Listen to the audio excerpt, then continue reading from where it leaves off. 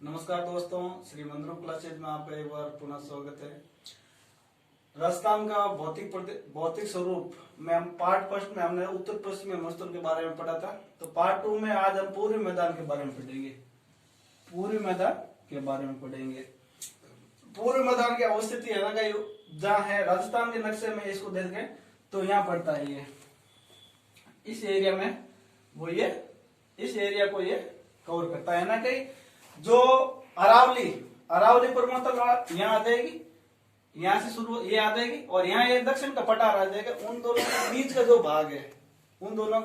भाग है वो आ जाता है पूर्वी मैदान।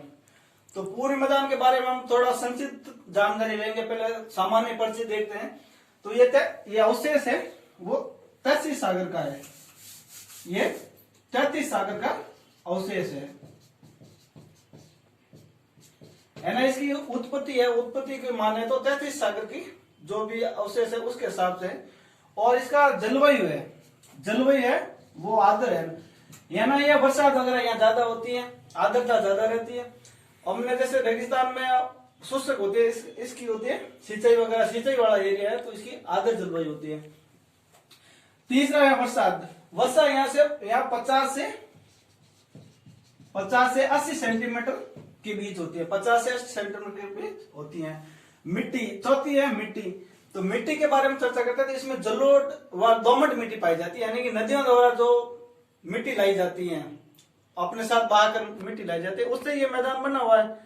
तो उपजाऊ मिट्टी है, इसमें जलोढ़ मिट्टी सबसे उपजाऊ मिट्टी मानी जाती है। और इसमें फसलों की बात करें तो फसलों की बात सिंचाई इसमें सबसे ज्यादा, इस राजस्थान में सबसे ज्यादा सिंचाई है पूर्वी मैदान में होती है।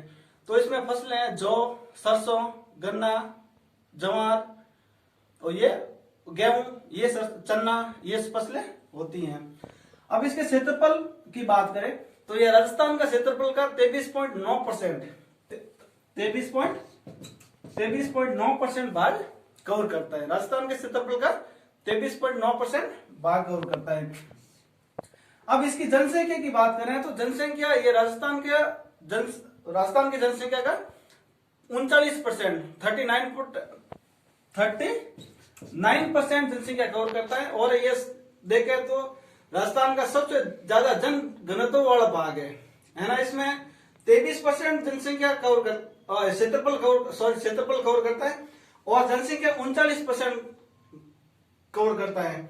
और वहीं देखें तो मरुस्थलीय प्रदेश है वो 61 क्षेत्रफल कवर करता है और 40% जनसंख्या ही कवर करता है। तो उसमें डिफरेंस आ जाता है। ये सबसे ज्यादा जनघनत्व वाला एरिया है। उसके बाद यदि ऊंचाई की देखें तो ये मैदानी प्रदेश है। तो इस ऊंचाई है इसकी 280 से लेकर 500 मीटर तक होती है। ऊंचाई होती है 280 से लेकर 500 मीटर तक इसकी ऊंचाई होती है। और इसकी अवस्थिति के बारे में हम पहले ही बता दिया। अवस्थिति यानी कि इनकी स्थिति कहाँ है, स्थिति ये है। यहाँ पर ये जिले जो 10 जिले पड़ते हैं। यहाँ 10 जिले कौन कौन से, जैसे जयपुर, अलवर, भरतपुर, टोंक, सवाईमाधोपुर, डूंगरपुर, बांसवाड़ा, चित्तौड़गढ़ और करौली। इन 10 जिलों में इसकी अवस्थिति है। यहाँ ये पूर्वी मैदान पाया जाता है।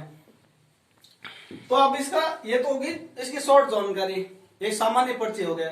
अब इसका विभाजन देखते हैं। इसको भी अलग अलग भागों में विभाजित किया गया है। जैसे इसका अलग अलग किताबों में अलग अलग है। जैसे कुछ किताबों में इसको 4 भागों में बांटा गया, कुछ किताबों में इसको 2 भागों में बांटा गया।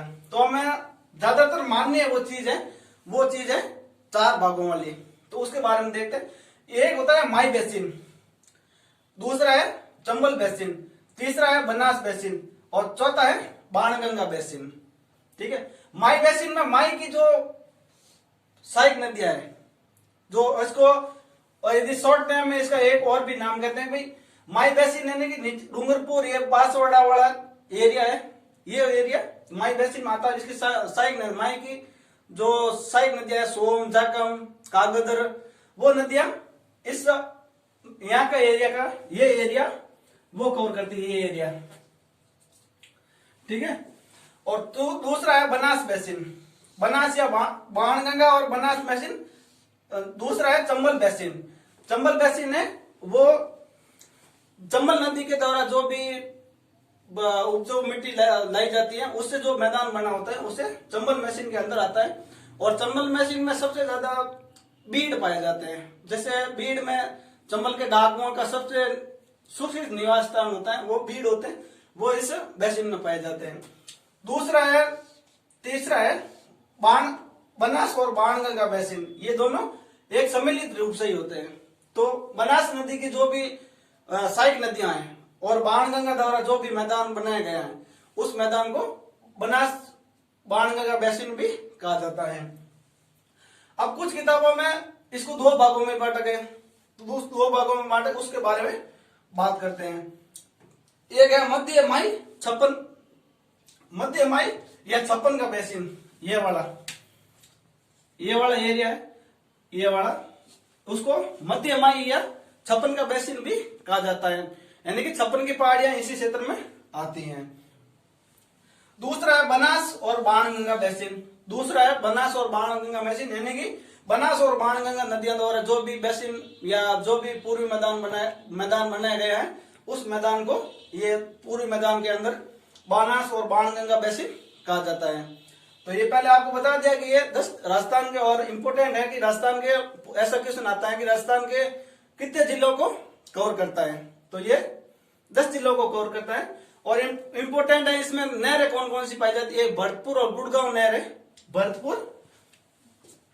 इसमें भरतपुर व गुड़गांव नहर पाई जाती है।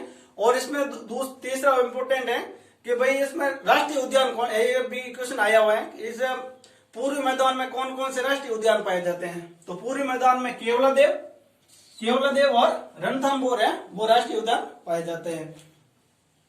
और कुछ एग्जाम्स में पूछने का तरीका अलग अलग होता है। जैसे कि कुछ एग्जाम्स में ऐसे भी पूछा जाता है, तो Mahi basin, Chambal basin, Banas basin और बाणगंगा बेसिन, या 3 का दे देंगे और पूछ लेंगे कि इनमें से, और एक दूसरा और दे देंगे, उसमें से पूछ लेंगे इसमें से कौन कौन से भाग पूर्वी मैदान भौतिक प्रदेश के भाग के अंतर्गत आते हैं। तो ये पूछने का तरीका होता है। बाकी शॉर्ट रूप से, क्लियर रूप से आपको इस बारे में उन्होंने बताया है।